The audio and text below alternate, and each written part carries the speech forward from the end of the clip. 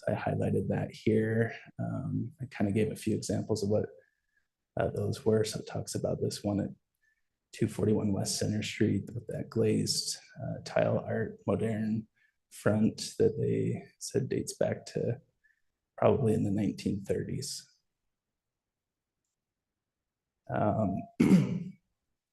And then this is site 64, which is the property, and it gives a little description of what that looked like when this was done up.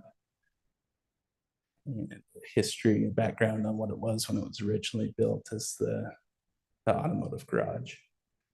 And it lists it there as the contributing structure. And then just some background on the district. The central business district conveys an image of the city.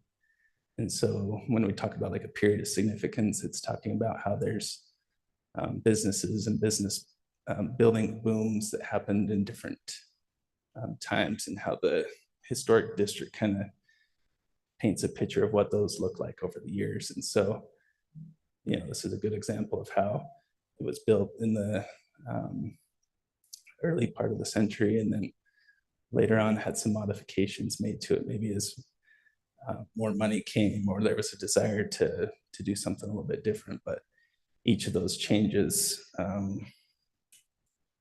come with some of those acquire a historic significance in their own right. And that's kind of what we're looking at on this property, where back in the standards of the rehabilitation number 4 in the findings of fact on page 2 of the staff report, it says most properties change over time. Those changes have acquired historic significance in their own right and shall be retained and preserved. And so the staff was going through these different ones. It's important to be able to look at those and see how they contribute to the district as a whole. And so going back through some of this information helped kind of bring that to light. And so that's staff's recommendation would be to not change the facade from what it currently is, to go back to look more like the original. And so I'd be happy to answer any questions that you might have.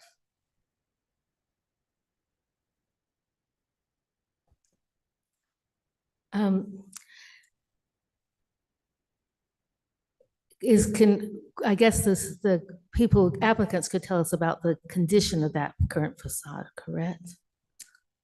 Sure, and I got a picture of it. So there's some tile that's broken. You see down the corner. So things like that would be things that we could look towards having those replaced, repaired, things like that. The storefront, so like I mentioned, the garage door has changed and wouldn't be a historic material that needs to be preserved. A closer look at the glass storefront. A lot of that metal around the glazing, the glass appears to be contemporary with the other parts of the facade, which I originally, I think, looking at the front door, thought maybe it was just all a new storefront, but looking closer at it, you can see a lot more detail. I should have provided some of that here, but my guess now would be that that's part of that original redone facade back in the 30s or whenever that was put in place. Well, I walk by this building all the time because I live downtown, and I guess I've never looked at anything beyond the lights that Nu Skin used to have. And as I looked at the facade, it looked like it was in pretty bad condition, but you don't think it's as bad as it looks? I mean, it does need, you know, it could be cleaned up. It could have some stuff that's repaired. Maybe some of the metal work could be straightened out, things like that. The front door, the door itself looks newer and probably not in the best condition. And so something like that could be something they can look at replacing potentially. But yeah, I mean, the condition of it obviously can use some work, but I don't think it's anything that's irreparable or that couldn't be replaced with matching replacements. So I know that Landmarks wants it to keep, if it's been there historically, it's been there for a while and does not necessarily needs to match, but it seems that the old facade matched what the other buildings on the block better than the current one does.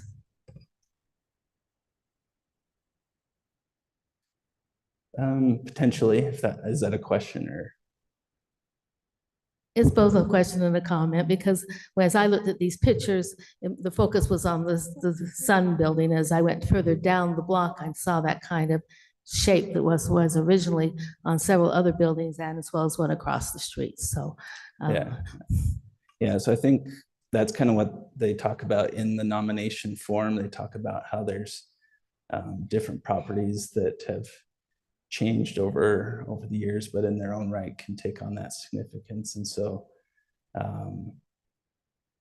while it doesn't look like the original, not all of the buildings down there in our historic district or even on our landmarks register are the originally built structures. Like the Carnegie Library was a beautiful building that changed, and there's plenty of examples of that throughout time as people get more money and they want to grow it out and do that. And so I think when the historic district was created, that's what they looked at, and they looked at those different eras of time and what the historic district as a whole and how that contributed, how there was kind of an eclectic different type of architecture from building to building.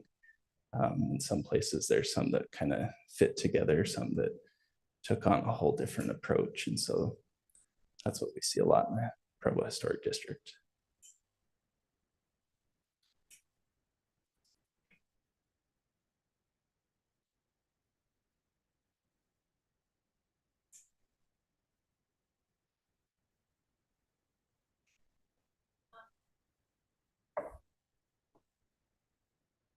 do the other commissions have any questions for staff? No. I do have a question, just to kind of clarify how, I guess, the metrics to determine at what point a modified facade like this has replaced the original facade in its contribution to the historic nature of the building in the district?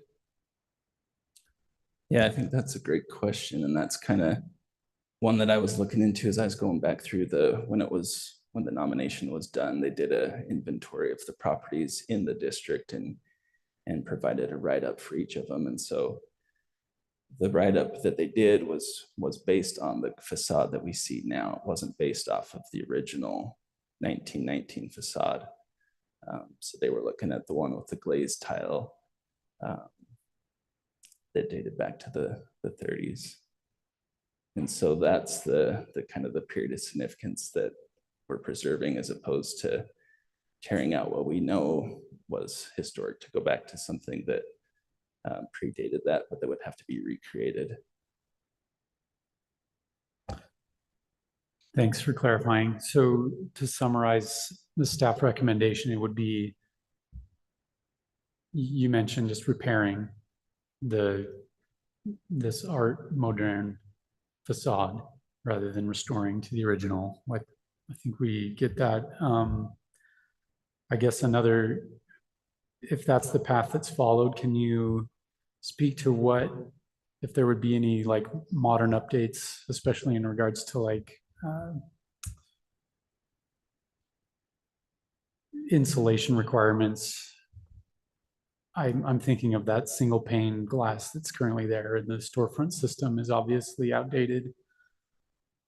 Would the city then require them to bring it up to current codes if they were to follow this recommended route? So I think a lot of that would be up to the Landmarks Commission, as far as if they came back with a different request, a different certificate of appropriateness request to remodel the existing facade to maybe bring the glass up to double pane and find a way and be able to show to you that they can preserve the casing around the metal or around the glass to still be able to accommodate something that would be more insulated. Be able to decide if that's appropriate. You know, it's hard to say if the glass itself is a historic material that's been preserved over the years or not. I don't anticipate that it all has survived over the years, being that large of glass. So if there's a way to show that they could do that and still preserve the facade, I think that's something that you guys would be able to look at. So for right now, we're just trying to decide if it's appropriate for them to offer to change the facade, or if the facade should remain the same. Correct. Yeah, their request is to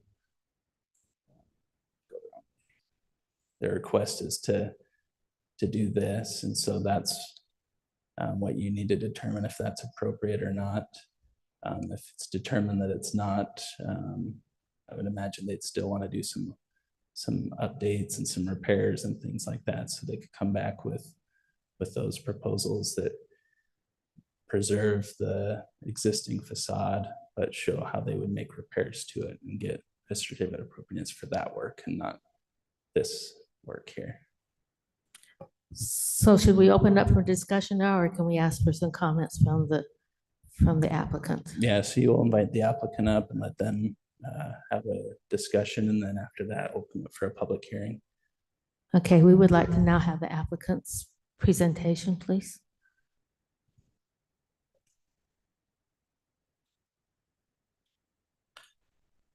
Okay, thank you. I'm Michael Lawlor. I'm with Brock Design in Salt Lake City. We've done quite a bit of work down here in downtown Provo on the Bright Building and several others, so you may be familiar with our efforts. In terms of this building, I just wrote down that conceptually, we're looking at the difference between preserving what's in place and the possibility of restoring what was lost. And from the start, we reached out to Dustin with the city of Provo, and we collaborated with him.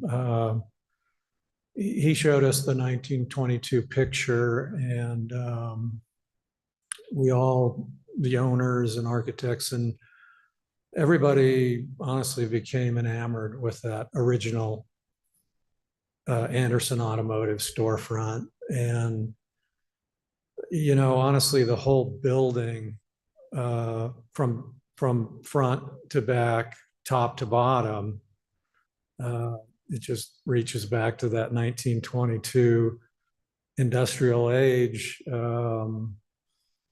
where, you know, everything was, you know, made in this country. It was repaired in this country. It was built to last for a long time. And you know, we just became enamored with that. There's just something about it, you know. The photo, it shows the owners standing out front, you know, totally proud of their dealership. And you know, I wish you guys could tour the inside of it and see all the history that we've exposed inside of it, and the great lengths the owners want to go to basically strip it down to the original Anderson Automotive, where they had the original 1922 building. They added a second addition to it, I'm guessing in 1930, and then they added a third addition to it in 1950. And you know, we're not even regarding the whole south side of the building, which has its own whole history, and it's also got a kind of a whole evolving future, you know, for downtown Provo and the next generation to come. So we feel like there's a living history involved in this that starts in 1922 and is going to shoot out into our future.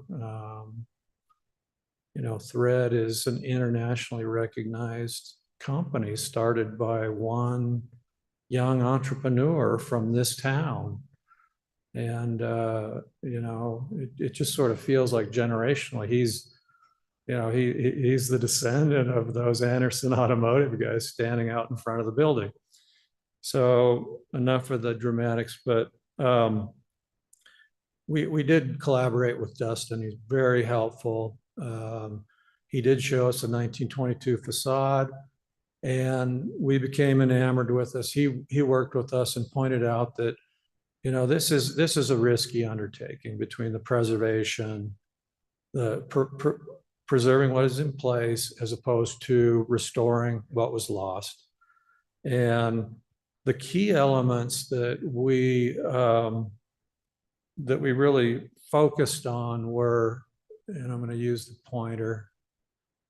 So we brought back the cornice from the 1922. I call it the bulkhead. We're showing that basically that same Anderson Automotive bulkhead. And, the owners even asked if we could do the blade, the big blade sign that Anderson Automotive had, and that's kind of not allowed anymore. And then the clerestory windows that go all the way across, and then the carriage doors. And, as far as we can tell, people drove their cars in there, and there was a door to drive them out the back. And I believe they changed tires and oil as you drove through. If you look close at the 1922 photograph, you can kind of see a service window inside there. So that being said, we focused our efforts on those three primary features. And, it did become clear to us that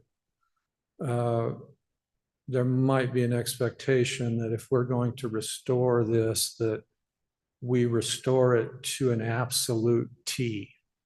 And I think at that point we said, we have to weigh our owner's functionality as a retail and an office space, with the historic requirements. So I think that's my push for this facade. As I look at the Art Moderne facade, I can understand that it is your mandate to preserve what is in place. And, that's an honorable cause. The one thing that worries me about the existing storefront, none of that glass and none of the framing members of that glass facade, they don't meet any energy standards. And even more scary, it's not tempered glass. It doesn't even come close to meeting the wind loads that would be required. I mean, it's actually pretty dangerous to have the public, walking in front of that. So, but again, we leave it up to your judgment, and it is your city. And just keep in mind that, this is the next generation of young entrepreneurs that are choosing to invest a lot of money into restoring not just the facade of this building, but this whole building, top to front, roof to basement, back to front. And, it's also going to create that they're such a well-known, internationally well-known company. I think it's going to generate a lot of additional vitality to your historic district. And these historic districts are great, but, we also have to think about, downtown Provo wants to be a place where a lot of young people come. And part of this whole building is the Carry On Foundation, which is an indoor skate park that the owners are doing. And that's going to affect a lot of young people coming downtown. And just it really focuses on the physical and mental health of young people in your community. So that's my pitch, and thank you for listening.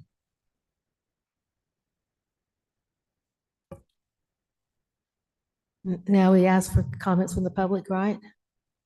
Are there other people here that would like to make a comment? Please state your name and position. I'm going to make a public comment. I'm Keith Morey. I'm the Economic Development Director. I think you kind of have to understand a little bit of the history of this company. Thread has been in Provo for years and has kind of built their brand here and built their vision for what they want as a company. And Bauer had come to me, I don't know, maybe a year or so ago and expressed concern about reaching capacity at their building and not knowing what they were going to do because they desperately wanted to stay in Provo. And New Skin, who was a previous owner of this building, had been talking to us about trying to find a way to find a tenant for this building because they had been trying to sell it and had been unsuccessful. And so they were walking us through the building, and it just kind of dawned on me that this was a perfect fit for Thread. And the reason why is because I think it really embraces what we're trying to do with our downtown. To have a retail component that brings people to our downtown area, I think it's an essential element that we want on Center Street.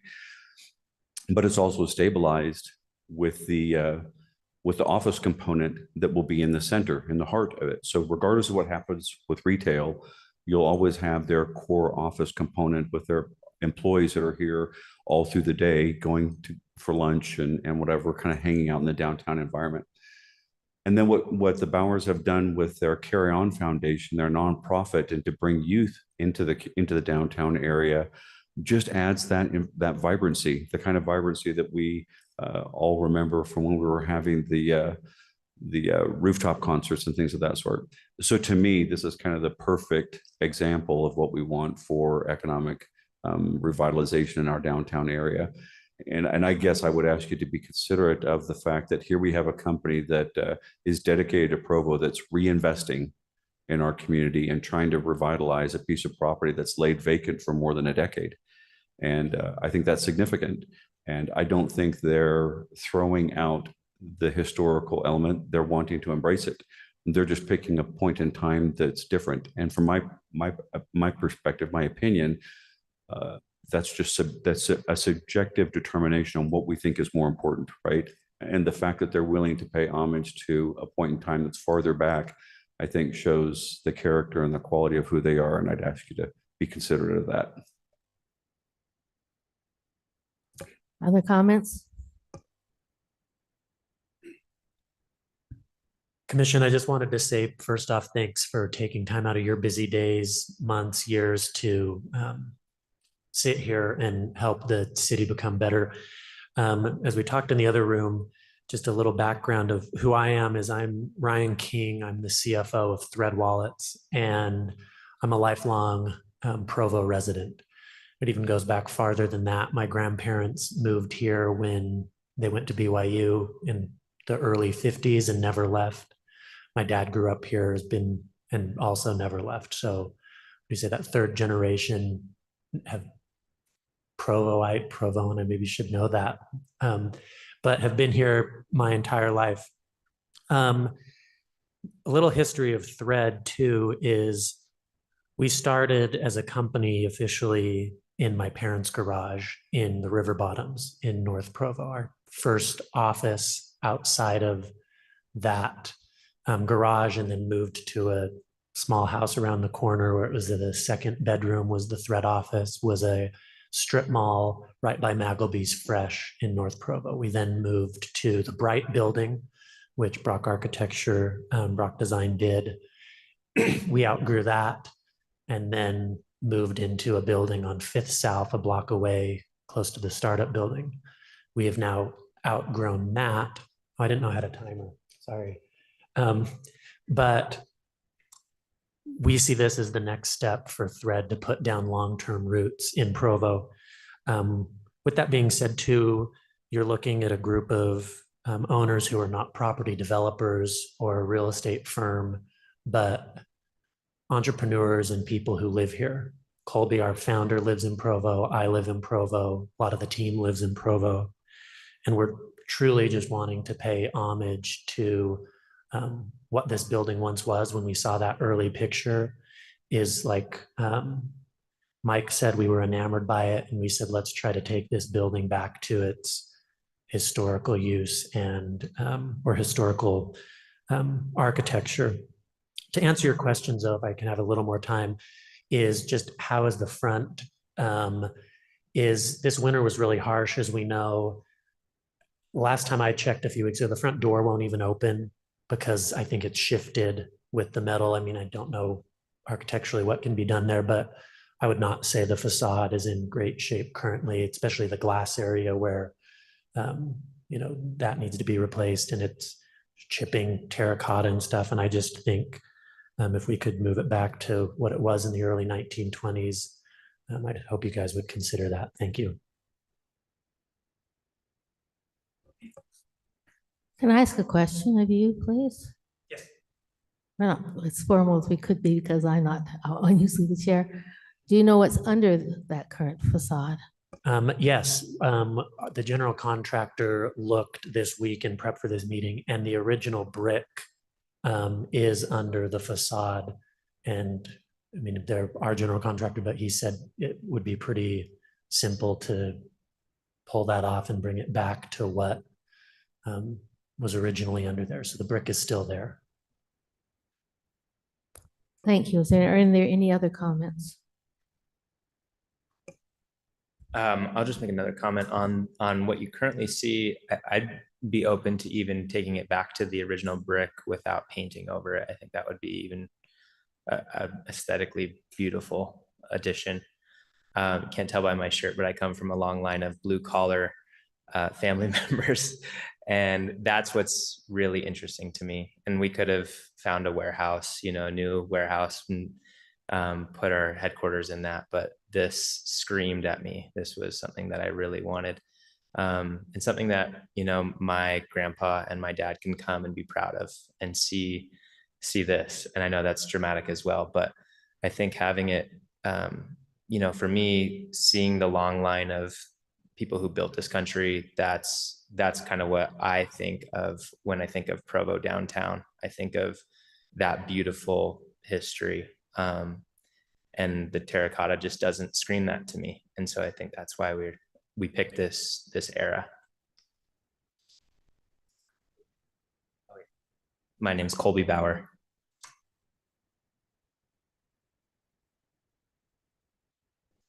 Other comments? We open up for discussion among the commissions.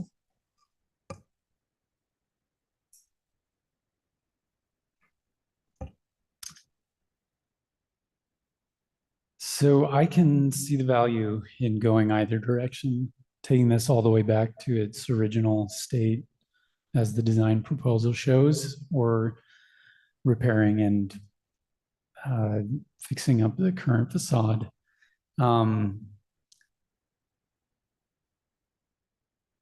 That is, if we as a commission can determine that's the appropriate thing to do. My concerns here, and I'm glad that the contractor has done some study, but I question how suitable the brick will be once the tile's pulled off of it, if there's any extensive damage to that original brick. And I would say that a condition of the appropriateness would be in restoring the brick.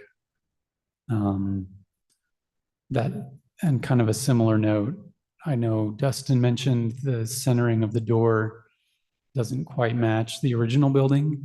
I think that is not maybe a crucial element.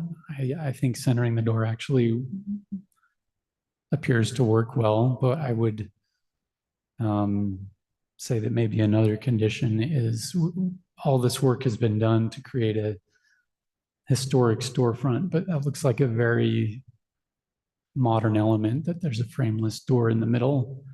And so that would be kind of another suggestion that I might make, is some efforts are undertaken to create a main entry that's kind of cohesive with the rest of these really fine historic elements. But those are the only comments that I had.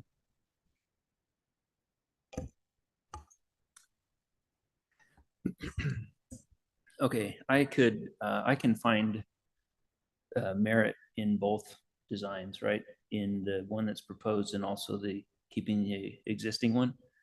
I've heard a lot of comments about the glass being a concern and doors not shutting and so forth. And I would presume that if you would move forward with the terracotta model or facade, that you would want to replace the glass and replace the doors and update those. So I think condition aside, either way, you're going to want to update the glazing and doors and so forth. I could see going forward with the proposed because it does kind of predate. I'll be honest with you, when I saw this, I thought, wait, what? I've always remembered it as the terracotta version. I didn't realize there was a version that predated that. So in my mind, that, you know, that opens up the opportunity to go back to this. However, if we go down this road, I think that this facade here needs to be massaged to further represent what the historic facade was. And let me preface this statement by saying I'm a details person, like real details. So I'm seeing that we're missing plinths, you know, the concrete plinths that would, where the brick would rest on. There's a concrete, I'm going to call it a capital. It doesn't have any of the detail of a traditional column capital, but we're missing that on this, on these brick columns here, the new painted brick pilasters. Okay, we'll call them pilasters. And then, like you were saying, with the kind of a more modern facade, where we've got a frameless glass door, which, you know, I guess part of me says, yeah, let's leave some room for updating, but at the same time, we don't want it to stand out. So another thing is, you know, what kind of windows do we have here? It says these are new knee walls with pre-finished metal. So that, let's see where.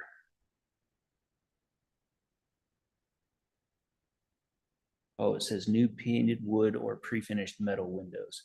Okay, so I think in the vision, or at least the picture that I have in my head, the painted wood would be more appropriate for the time.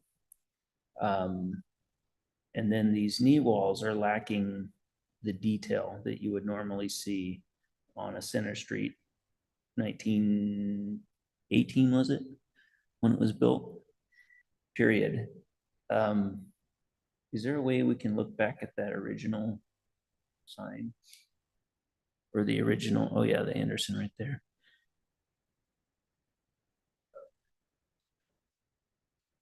That one right there.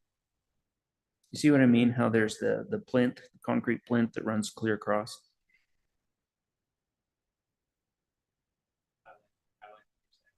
Yeah. And then on the top of those pilasters, you see that looks like a concrete cap that kind of resolves itself back. And then I can't tell, it looks like there's some wood molding that's above the window that has some, that sticks out a little bit.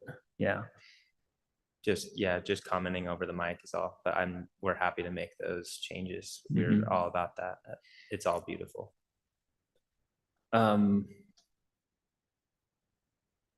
Okay, if we can go back to, so is this the most current rendering right here, number 1, Center Street facade elevation. Because there was something that I saw, and I can't remember what it was, but it looked like it had another trim that went around. Yeah, in your staff report, there's a previous version that has Okay. But that's um, gone now. that black around there, and then they sent this and wanted to show this. It also looks like that top, the pre-finished metal coping isn't as thick as what the original was. So I'm just seeing some scale issues there and some detail issues. So if we were to go this route, then I would kind of, because we're restoring back to something that was, I would be a little bit more vigilant on the detailing of it so that it looks appropriate, so that it's not just something new that was made with new materials and recreated. So that would include the windows and then the doors. Wow, those doors are, looks like you got them right on. The mullions and muntins are a little bit skinny, I think, and potentially the stile and rail, but I applaud the attempt. That sounds bad. I mean that in the best possible way. Effort. I applaud the effort.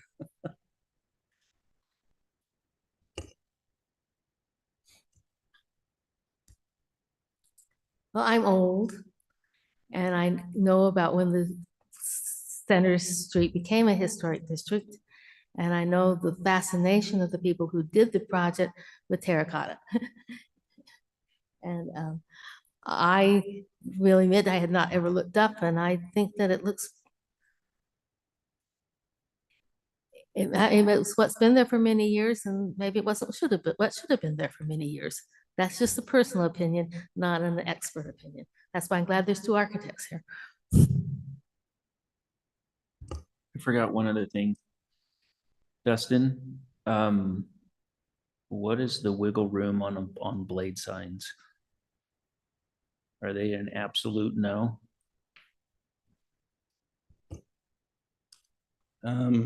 So not the blade sign on top of that building wouldn't work because of it's above the roof level. But we do allow blade signs in the downtown, kind of at the pedestrian level. So that would be something, if they wanted to do blade signs, we could look into that. I was gonna say that I would really like to see blade signs on this. I second that. What are blade signs? Oh, okay. I'm just curious, next door, there's the thing that says the Rise. How long has that Rise facade been up there?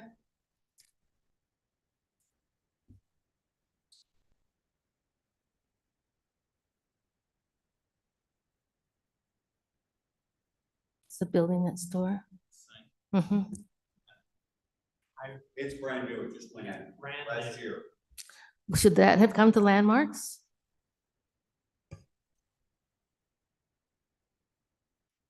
So signage in the historic district should go to landmarks. It's typically done through staff. So when we get an application for a sign in the downtown, then I would look at it as well as our sign reviewer in our department. So we will take a look at those. So I don't recall on that one, but I was just curious because I was looking closely and I'd never seen it before. So it's just more just a curiosity. I have one more comment. Sorry, I keep delivering them in spurts. Can we go back to that image that you were just on with it's the terracotta version right there. So with the removal, if you were to remove the terracotta, I'm not sure, like you were saying, I'm not sure how easy that will release and how hard that will be to clean up. So we're almost begging for it to be painted after that, right? Because I don't know how extensive the brick repair will be or even what kind of brick that is. So we might not have, there might not be the option of having just a plain brick. Again, not an architect. So, but on the inside, and we'd be happy to show you the inside anytime just to see it as a building, contributing building to downtown. But the brick on the inside where we have removed the plaster, I know it's not the terracotta, has held up quite nicely. But I mean, again, if we tear it off and it needs to be repaired or something, we're willing to spend the money, like I said. And I actually love the blade sign too. That was, Mike can attest to that was one of our first questions when we saw that picture, is we go, can we have the blade sign go above the thing, the building too? But yeah, the brick on the inside is held up quite nicely with some removal of it, and is, but again, I don't know how terracotta adheres to that differently than the plaster on the inside.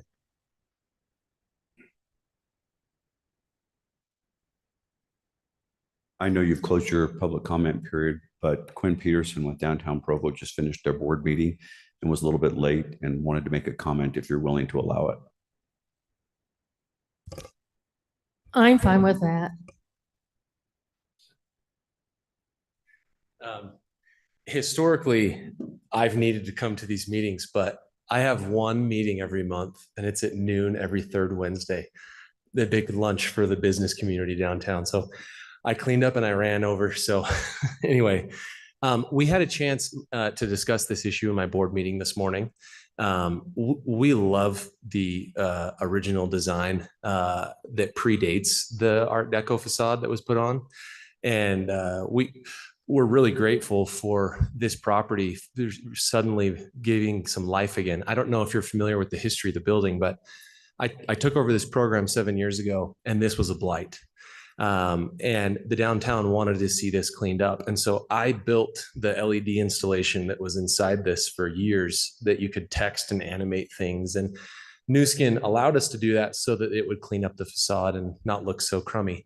We're really pumped on the proposal that we've seen from Thread, and we fully support this decision for Thread to apply their current idea for this property, and we hope that it's supported by the Landmarks Commission. And if you're not familiar with who I am and what I do, we're the Business Alliance in Downtown Provo. We facilitate the light strings, the mural programs, the events, the activities in the downtown, the monthly art stroll, all that stuff. So if you have any questions for me, or I can sit down, just let me know. Can you state your whole name, please? Quinn Peterson. Thank you. I see that Scott jumped ship. He was on the design review committee with me. Now he's here. I'm still on the design review committee, so we have to review these things all the time. Okay, thanks.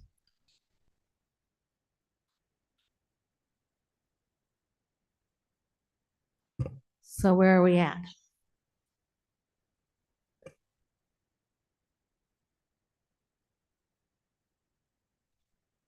We deliberate in with the mics. So the question here is, it's either or. Do we hold with the terracotta facade, or do we allow the predating facade to be resurrected? And that is the only question that we're dealing with here. Yep. So, so what are our views of that? Well, I think I heard both of you say you could go either direction, right? mm-hmm. Yeah, at this point, I would be in favor of resurrecting the old facade, provided that the details, like all of the details, get resurrected as well, including the appropriateness of the windows and doors.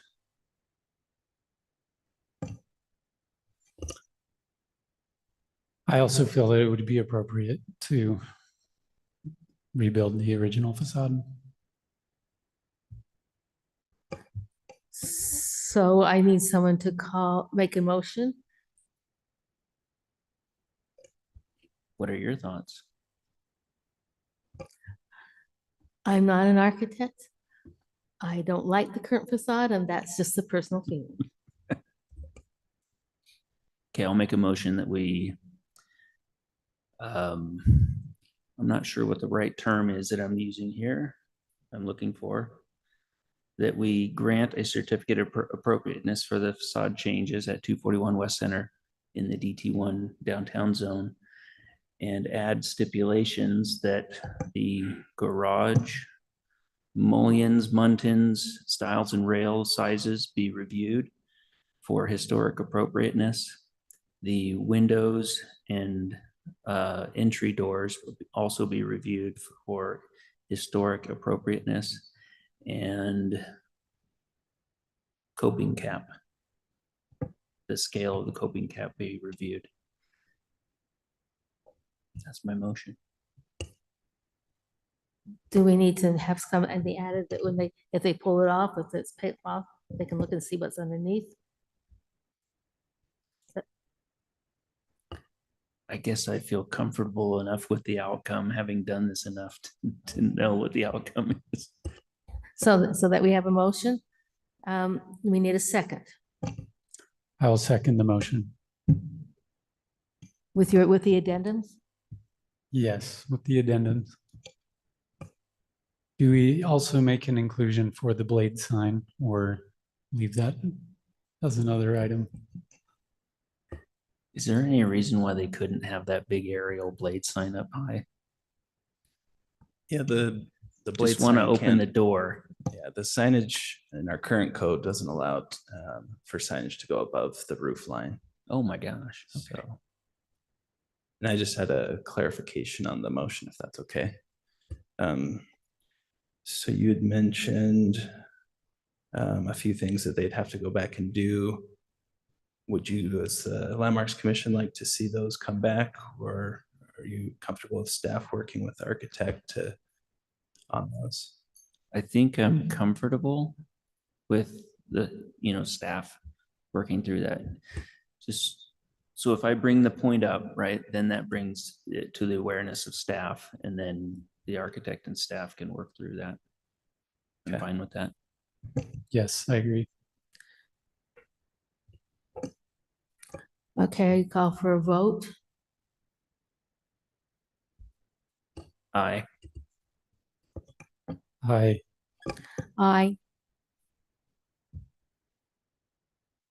So even though we do not have a quorum, as we were told, because we do not have a quorum, if all three voted for that, this counts as our decision, correct? Okay. So it passes for requesting, the certificate of appropriation has been approved by Landmarks Commission. And now we can have a motion to adjourn. The motion that we adjourn. I'll second that motion too. All in favor? Aye. Aye. Aye.